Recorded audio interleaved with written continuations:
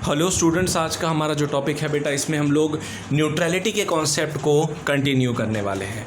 तो आज का टॉपिक है neutrality under the covenant of the League of Nations. तो the League of Nations considerably affected the notion of neutrality. न्यूट्रलिटी की विचारधारा, नोशन ऑफ न्यूट्रलिटी का मतलब क्या होता है बेटा? इसका मतलब होता है न्यूट्रलिटी की विचारधारा। अब ये न्यूट्रलिटी की विचारधारा, इसका मतलब क्या होता है ये तो आप लोग को पता ही है कि युद्ध के समय में अगर कोई स्टेट ए या बी, दो पार्टीज़ के बीच वॉर हो रहा है और कोई कंट्री ना ए के सपोर्ट में है ना बी के सपोर्ट में है, तो वो स्टेट क्या है बेटा? न्यूट्रल माना जाता है। मैंने इसके बारे में आपको पिछली वीडियो में बताया था। तो लीग ऑफ नेशंस के टाइम पे न्यूट्रलिटी का कॉन्सेप्ट किस तरह से काम करता था ये हमें समझना है। लेकिन ये समझने के लिए हमें सबसे पहले ये समझना होगा कि लीग ऑफ नेशंस में किस तरह की वॉर की बात कही गई है। तो बेटा, लीग ऑफ नेशंस में दो तरह के वॉर की बात कही गई है। पहला, those Wars which were resorted to not in disregard of the provisions of the covenant। यानी पहले तो वो वॉर्स जो किए जाते थे covenant of the League of Nations के प्रोविजंस को बिना तोड़े। देखिए, जिस तरह से यूनाइटेड नेशंस किस पे काम करता है बेटा? यूएन चार्टर पे काम करता है। उसी तरह से लीग ऑफ नेशंस किस पे काम करता था बेटा? Covenant of the League of Nations.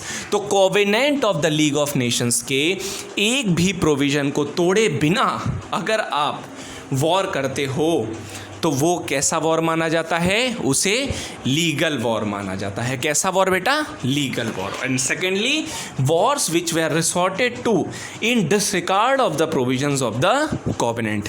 यानी दूसरे वो वॉर्स जो covenant of the League of Nations के प्रोविजंस को तोड़ने के बाद किए जाते थे, जिसे कहा जाता था इलीगल वॉर्स। तो बेटा, मैंने आप लोगों को जो समझाया आप लोग समझ लीजिए। यूनाइटेड नेशंस किस पे काम करता है? यूएन चार्टर पर। उसी तरह से लीग ऑफ नेशंस किस पे काम करता है? लीग ऑफ नेशंस काम करता है covenant of the League of Nations पे। और लीग ऑफ नेशंस में बेटा दो तरह के वॉर की बात कही गई है। एक है लीगल वॉर और दूसरा है इलीगल वॉर। लीगल वॉर यानी बेटा वो वॉर जो जिस तरह से किसका है बेटा? यूएन का, यूएन चार्टर है ना, उसी तरह से लीग ऑफ नेशंस के कॉवेनेंट के प्रोविजंस को ब्रेक किए बिना अगर आप वॉर करते हो तो दैट इज़ लीगल वॉर। और अगर कोई वॉर होता है जिसमें आप प्रोविजंस को ब्रेक करते हो कॉवेनेंट के, तो वो हो जाएगा आपका इलीगल वॉर, यानी forbidden war and not forbidden war. Okay बेटा, आगे यहाँ पे ये लिखा है,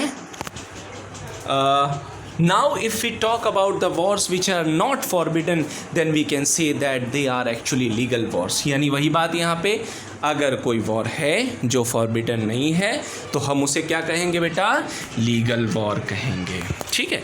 thus in legal wars the members of the covenant were free to maintain their neutrality. Okay, यहाँ पे मैं क्या कहना चाह रहा हूँ? न्यूट्रलिटी जब मैं आपको बोलता हूँ वर्ड, तो न्यूट्रलिटी बेटा कहाँ पे होती है? न्यूट्रलिटी हमेशा वॉर के टाइम पे हो सकती है। अगर दो कंट्रीज़ के बीच में वॉर चल रहा है तो वॉर के टाइम पे क्या हो सकती है बेटा? न्यूट्रलिटी हो सकती है। तो अगर लीगल वॉर है, किसी दो कंट्री के बीच में लीगल वॉर चल रहा है, अमेरिका और रशिया के बीच लीगल वॉर चल रहा है, तो उस समय इंडिया फ्री है कि हाँ, इंडिया अगर न्यूट्रल रहना चाहे, अगर इंडिया न्यूट्रलिटी मेंटेन करना चाहे तो इंडिया न्यूट्रल रह सकता है। ऐसा covenant of the League of Nations के प्रोविजंस में भी बताया हुआ है। No provisions were made as to the attitude of neutrality in the legal wars. यानी देखिए यहाँ पे क्या चीज़ कही गई है, आपके सामने लिखा हुआ है, legal wars no affect on neutrality, और दूसरी तरफ non legal war affects the neutrality. Neutrality का जो कॉन्सेप्ट है उसे आप लीगल वॉर्स में तो फॉलो कर सकते हो। अगर लीगल वॉर चल रहा है, आपको न्यूट्रल रहना है, आप रहिए। लेकिन जब बात आती है नॉन लीगल वॉर्स की, जब बात आती है लीग ऑफ नेशंस के कॉवेनेंट्स के प्रोविजंस को तोड़ने के बाद जो आपने वॉर किया है, उसमें अगर मैं न्यूट्रलिटी की बात करूं तो उसमें न्यूट्रलिटी के कॉन्सेप्ट को काफ़ी अफेक्ट हुआ है। However, the concept of neutrality was largely affected which were resorted to in disregard of the provision of the covenant. ये वही मैंने लाइन बोली जो अभी मैंने समझाया. Thus now, if a war was there in disregard with the provision of the covenant, then they are illegal, as well as it would ipso facto be regarded as a war against all the members of the league under article 16. Okay, ये सबसे important है बेटा. Covenant of the League of Nations हमसे क्या कहता है?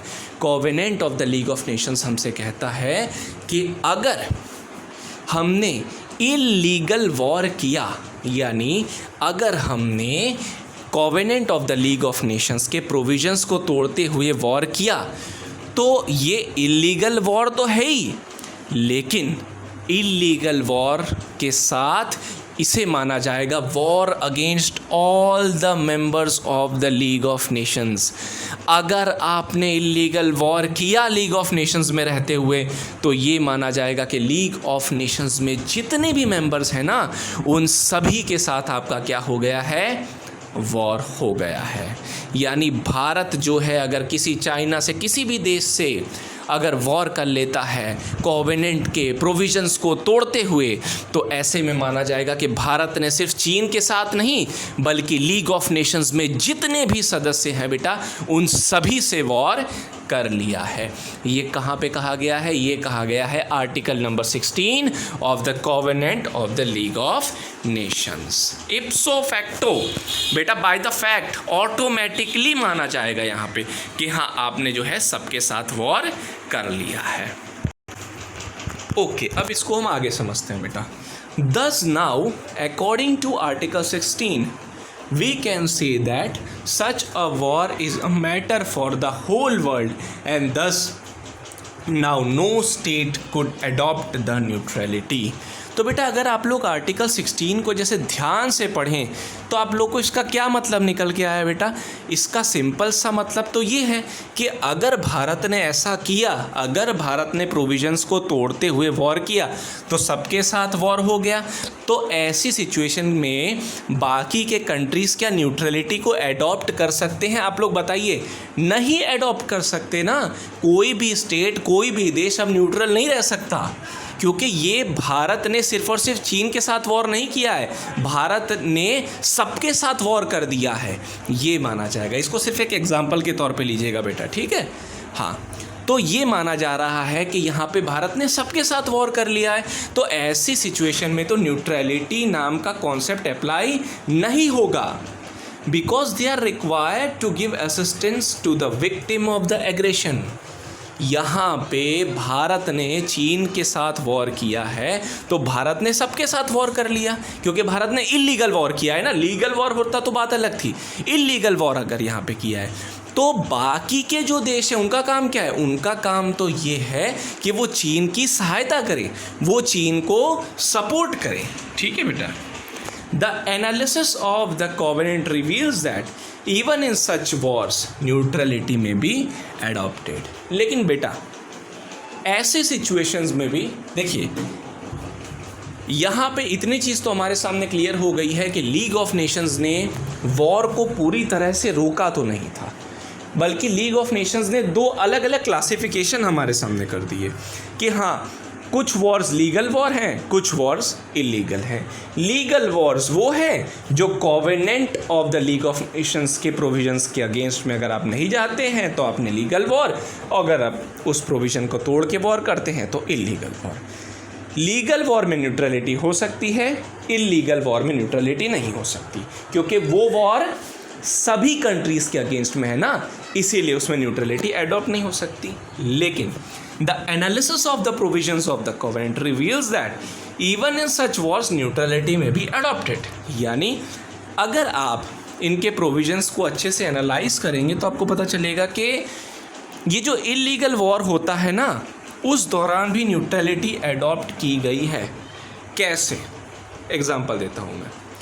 For instance, यानी example है, non members of the league such as USA, Japan, Germany and Italy would could remain neutral. देखिए यहाँ पे कहा गया है कि न्यूट्रलिटी इलीगल वॉर में नहीं हो सकती, लेकिन जो मेंबर हैं लीग ऑफ नेशंस के, जो सदस्य हैं, सिर्फ उन्हीं के लिए तो ये कानून बना है जो लीग ऑफ नेशंस के मेंबर ही नहीं हैं, जैसे कि USA, Japan, Germany, Italy.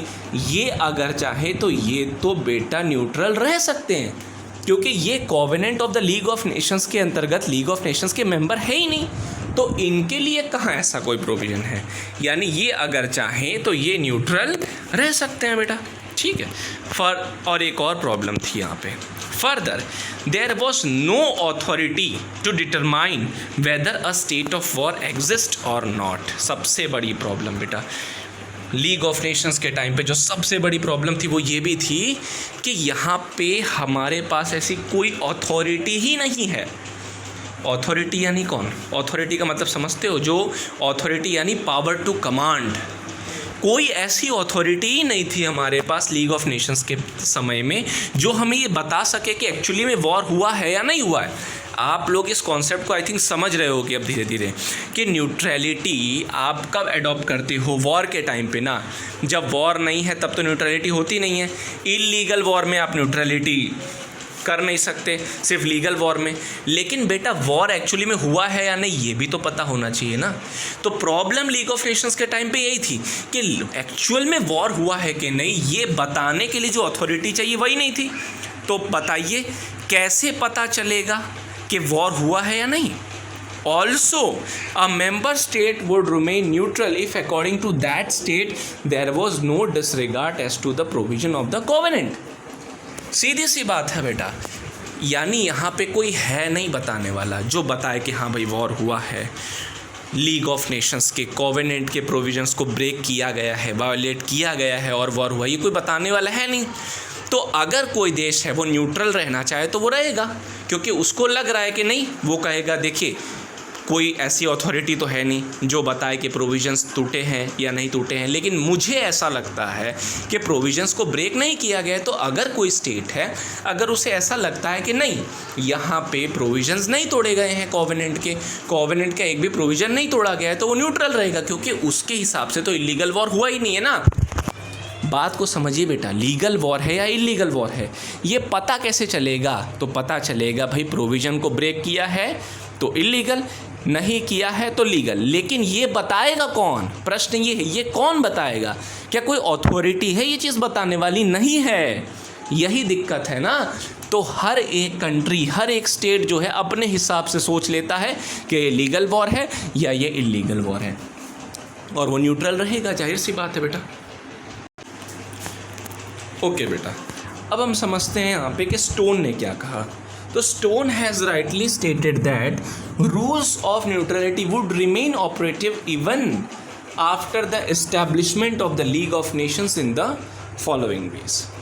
Stone ने काफ़ी रिसर्च की और स्टोन ने ये बताया कि न्यूट्रलिटी के जितने भी रूल्स हैं ये ऑपरेट करते हैं। लीग ऑफ नेशंस आ गया तो क्या हुआ? स्टोन ने कहा कि लीग ऑफ नेशंस आ गया तो क्या हुआ? लीग ऑफ नेशंस की आपने स्थापना कर दी, लेकिन न्यूट्रलिटी के रूल्स जो हैं वो अभी भी ऑपरेट करते हैं। कैसे? पहला, non members such as USA, Germany, Italy and Japan, जैसे मैंने अभी बताया कि अगर कोई देश लीग ऑफ नेशंस का मेंबर ही नहीं है तो उसके ऊपर तो प्रोविज़न अप्लाई नहीं होने वाले, वो चाहे तो वो न्यूट्रल रहेगा। दूसरा, स्टोन ने जो ऑब्जर्व किया, लीगल वॉर, जाहिर सी बात है अगर कोई लीगल वॉर है तो उसमें तो वैसे भी आप न्यूट्रल रह सकते हो।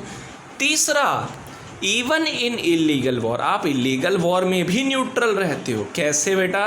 ये मैंने अभी बताया आपको। स्टोन ने जो ऑब्जर्वेशन किया है नहीं तो बस एक कंक्लूजन है, मैं आपको बता चुका हूँ। If a member decides that there was no disregard as to the provision of the covenant, अगर कोई कंट्री है अगर उसे लग रहा है कि नहीं यहाँ पे तो covenant of the League of nation के एक भी प्रोविज़न का वायलेशन नहीं हुआ है, तो जाहिर सी बात है वो कहेगा कि भाई इलीगल वॉर है नहीं, वो कहेगा कि मैं तो न्यूट्रल रहने के लिए तैयार हूँ, तो वो न्यूट्रल रहेगा। तो स्टोन ने 3 बातें कही, नॉन मेंबर के लिए, लीगल वॉर के लिए और इलीगल वॉर के लिए, कि इन टाइम्स में न्यूट्रलिटी का कॉन्सेप्ट रहता है या नहीं। अब हम थोड़ा सा बेटा आगे बढ़ेंगे। अब हम समझेंगे war, neutrality and pact of Paris. देखिए बेटा, पैक्ट ऑफ पेरिस को आप केलॉग ब्रायंट पैक्ट भी कह सकते हैं बेटा। आप लोग पैक्ट ऑफ पेरिस को केलॉग ब्रायंट पैक्ट भी कह सकते हैं। इसे साइन किया गया था बेटा 27 अगस्त 1928 को।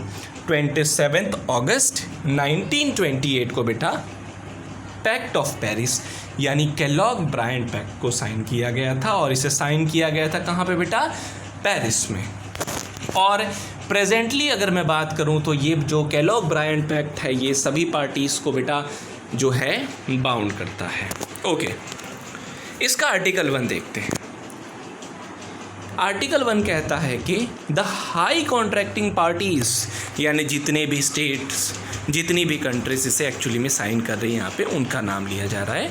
Solemnly declare in the name of the respective people, जितने भी कंट्रीज़ हैं वो अपने देश के लोगों के नाम से यहाँ पे ये डिक्लेयर कर रहे हैं कि अगर, देखिए यहाँ पे आर्टिकल 1 सीधा सीधा ये कह रहा है कि अगर कोई कंट्रोवर्सी हुई, अगर कोई डिस्प्यूट हुआ तो हम लोग रेनाउंस कर रहे हैं। रेनाउंस यानी त्याग देना बेटा। क्या त्याग रहे हैं बेटा यहाँ पे?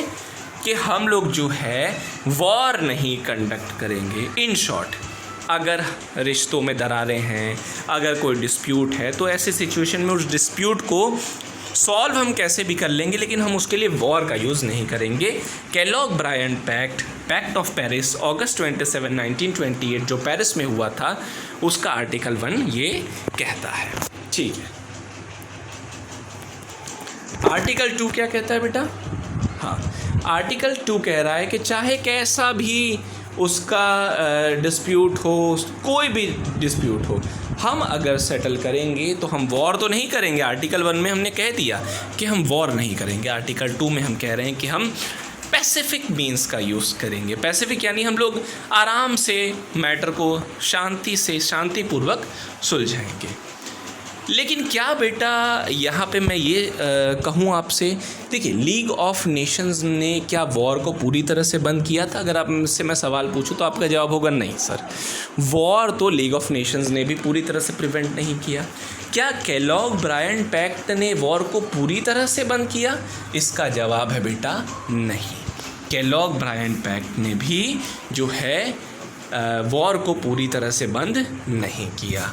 देखिए, केलॉग ब्रायंट पैक्ट भी कहता है कि सेल्फ डिफेंस में किया जा सकता है वॉर, और signatory against a non signatory, मतलब एक तरफ वो देश जिसने केलॉग ब्रायंट पैक्ट को साइन किया है, इस ट्रीटी को साइन कर रहा है, और दूसरी तरफ वो देश हो सकता है जिसने उसको साइन नहीं किया है।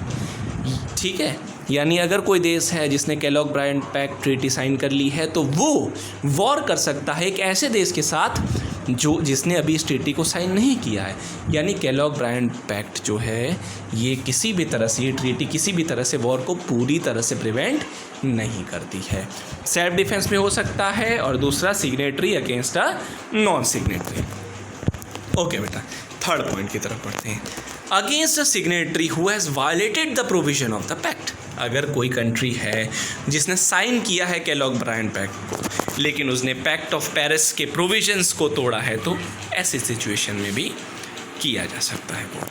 लेकिन यहाँ पे भी वही प्रॉब्लम है बेटा जो लीग ऑफ नेशंस में थी, कि there was no effective machinery to determine that the whether the war has been resorted to or not.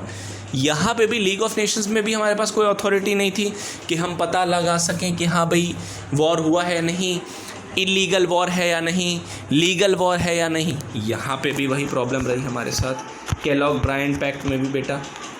Okay, तो यहाँ पे ये चीज़ क्लियर हो गई होगी आप लोगों को कि केलॉग ब्रायंट पैक्ट कहीं से भी वॉर को रोकता नहीं है, क्योंकि 3 कंडीशन तो केलॉग ब्रायंट पैक्ट ने भी बता दी हैं जब वॉर किया जा रहा है बेटा।